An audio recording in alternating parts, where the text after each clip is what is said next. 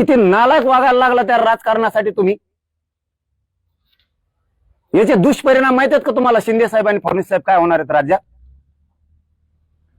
तुम्ही जे माझ्याबद्दल गैरसमज पसरायला लागलात राज्यभर, याचे दुष्परिणाम माहिती आहेत का तुम्हाला? तुमचा निवडून नाही आला म्हणून एक जण म्हणतो भाजप कोण होईल, एक जण म्हणतो शिंदे सेने कोण होईल. नाही तो रद्द करू. ही ऑर्डर आहे वंशवळ समितीनं आणि जात पडताळणी समितीनं दिलेला आदेश आहे. की त्यांच्या फाईल मधून आपल्याला हाती लागलाय व्हॅलिडिटी द्या म्हणून, आणि तुम्ही आदेश करता तुमच्याकडे याय ना म्हणून रद्द. आणि राज्यात कन्फ्युजन पसरायला लागलात की कुणबी प्रमाणपत्र टिकणार का नाही. म्हणजे ही पण डाव तुमचाच, फडणवीस सरकारचा तुमचाच डाव याच्यात. हे सत्य आहे. काय डॉक्युमेंट द्यायचे त्यांना? काय डॉक्युमेंट द्यायचे त्यांना? हे सगळे आता प्रमाणपत्र निघलेत या नोंदीनुसार. उर्दू आम्ही लिहिली का? इतकं गठ्ठा घेऊन पळत हे पोरग, हे शिंदे पोरग आहे ना. काय पुरावे पाहिजे फडणवीस तुम्हाला? हे काय आहे तुमच्या एका बी अधिकाऱ्याकडे नसणारे तितके पुरावे, एका बी राज्यातल्या. हे एका माणसाच्या यशवंत दहीहंडीचे एकट्याचे पुरावे बघाय.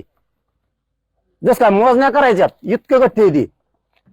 अरे नालाय कवन करू नका तुम्ही. मी इतका मागा लागल ना, तुम्ही मला माझ्या अंगावर येऊ नका. फडणवीस तुम्हाला सांगतो मी जर तराला लागलो ना तो तुमचं लय अवघड करून टाकेन मी सगळ्याच. इतके पुरावे द्यायचे तुम्हाला तरी रद्द होती. काय ते पुरावे? काय पुरावे आहेत का? काय ते निजामकालीन येतं, इंग्रजकालीन येतं.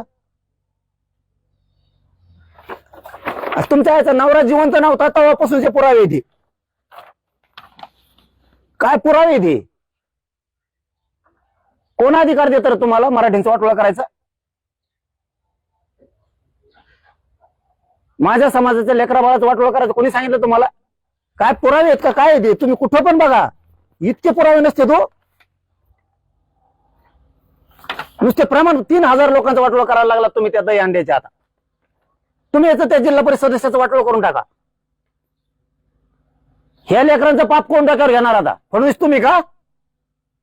त्या बावनकुळ्याचं सांगण्यावर बावनकुळ्याचं पत्र देतो, इन्व्हेस्टमेंट करून दिलं त्यांनी, त्या नोंदी रद्द करा म्हणून.